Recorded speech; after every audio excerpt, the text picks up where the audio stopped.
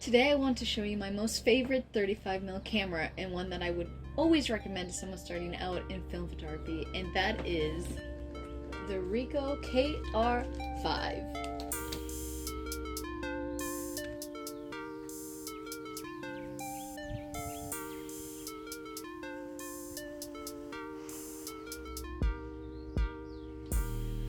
The story behind this camera is that I found it behind a book on a bookshelf in my favorite thrift store back in Canada in my hometown.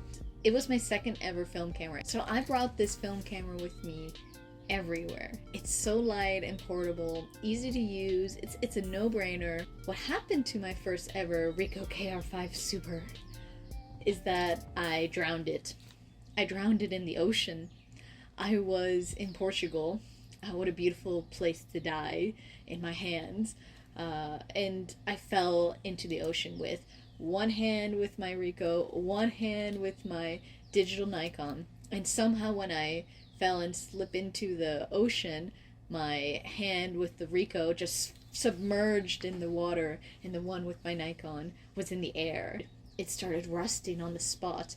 Me and my friend were discussing if it could be saved, and he even brought it to a repair shop back in England, and they said, "This thing is dead. Why'd you bring it to us?" It was like rusty and orange, but it was my second ever camera. I wanted it to live on. So the sad news is that it died. But how did I get this one then? I was in Berlin at the Mauer Park flea market, and I walk in and I see this table full of cameras, and there's one staring at me. This baby. This was right there for 10 euros on the table. I looked at it and I said, "This is a sign." I bought it. I got it, and that's this. So this camera is from Berlin. All my cameras have these nice memories to them that I can remember where I was and who I was with, what I was doing, and why I got it, and the price or haggling. And I love this camera for that memory of it being the successor to my original camera. If you're just starting out in film photography, everyone always says start with something like a Pentax K1000 or a Canon A1. Those are the two main ones that people recommend. But no one ever recommends this beautiful Ricoh. It uses Pentax lenses. It's pretty sharp. Here's some example photos of this camera that I've used in the past. And it renders beautifully. It's such a joy to use.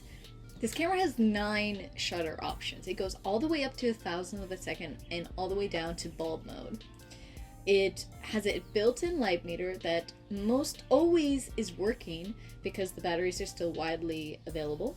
The body is very light in comparison to the full metal bodies because half of it is plastic and then part of it is metal. When you load film in it, it catches right on to the teeth and goes in. It's pretty dang amazing, and you can find these everywhere because no one really knows about it. So it has a self-timer, just everything about this screams, please use me and nothing else. Now I have an assortment of 35mm cameras, but it's this one that I always go back to. Thank you so much for watching this video and listening to my camera story and learning a bit more about the Ricoh KR-5 Super. I hope you find one for yourself and you get out there to shoot those awesome photos. See ya.